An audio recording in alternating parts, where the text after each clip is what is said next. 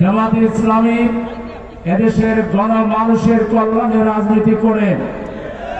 রাজনীতিতে একটি কথা আছে, ব্যক্তির চেয়ে দল বড়, দলের চেয়ে দেশ বড়।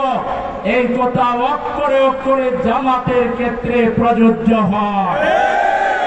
সেজন্য জামাত ইসলামী নির্বাচনে সকল জরিপে এগিয়ে থাকার পরেও জনগণের ভোটের মূল্যায়নের জন্য ভবিষ্যৎ রাজনীতিতে ফ্যাসিবাদ যাতে আর মাথা চাড়া দিয়ে উঠতে না পারে, তার জন্য আমরা 5 দফা জনগণের মনের কথা, মনের দাবি নিয়ে আমরা রাজপথে আসতে বাধ্য হয়েছি।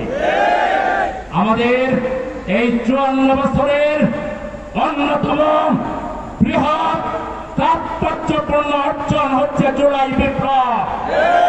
এই বিপ্লবের মধ্য দিয়ে আমরা এই প্রথম ফ্যাসিবাদকে ঐক্যবদ্ধভাবে আমরা না বলতে পেরেছি।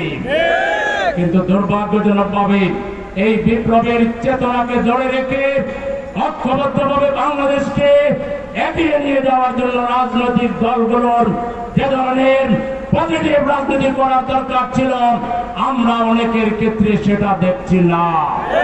অনেকে দ্রুত নির্বাচন চান, কিন্তু সংস্কারে দ্রুত সহযোগিতা করেন না।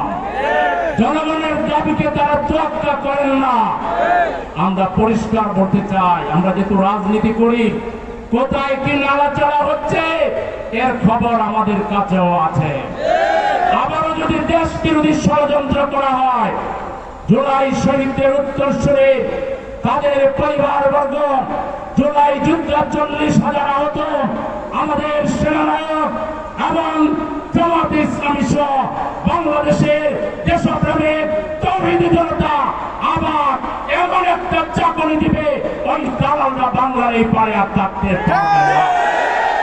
জুলাই বিপ্লবের বিরুদ্ধে যারা অবস্থান নেবে, ইনিয়ে বিনিয়ে কথা বলবে, তারা ভারতের দালাল।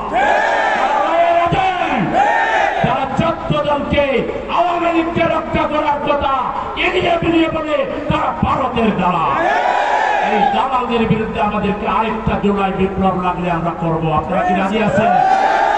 প্রয়োজনের বুকের তাজা রক্ত ঢেলে দিয়ে আমাদের দেশের স্বাধীনতা, সার্বভৌমত্বকে আমরা অক্ষুণ্ণ রাখবো ইনশাআল্লাহ।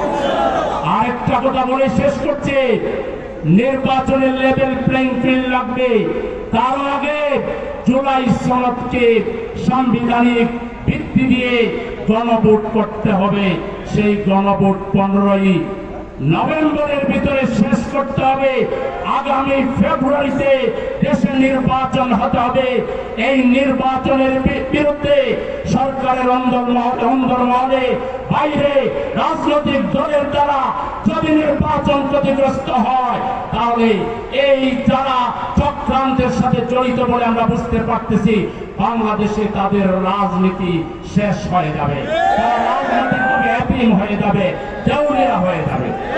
আরেকটা কথা প্রশাসনের বাইরের উদ্দেশ্যে বলে শেষ করতে চাই, 2018 সালের 31শে ডিসেম্বর লাইলাতুল জিন বুথের যে মহা ভোট উৎসব করেছিলেন, সেই ভোটের যারা সাহায্যকারী ডিসিএসপি ছিল, তারা এখন কোথায়?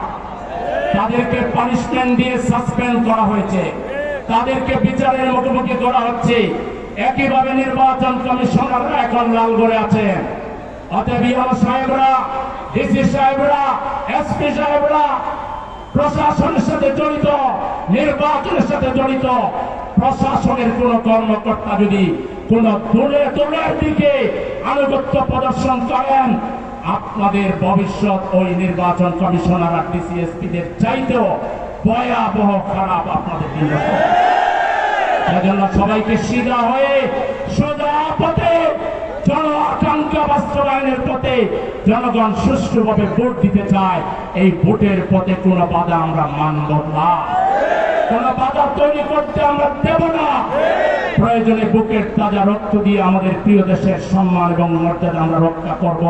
এর জন্য অতীতে আমরা ফাঁসির মঞ্চে গিয়েছি, আমরা শহীদ হয়েছি, আহত হয়েছি, বঙ্গত্ব বরণ করেছি। প্রয়োজনে যদি বাংলাদেশে আরো হাজার হাজার মানুষের জীবন দিতে হয়, আহত হতে হয়, আপনারা কি প্রস্তুত আছেন? সবাইকে সংগ্রামী শুভেচ্ছা এবং ধন্যবাদ জানিয়ে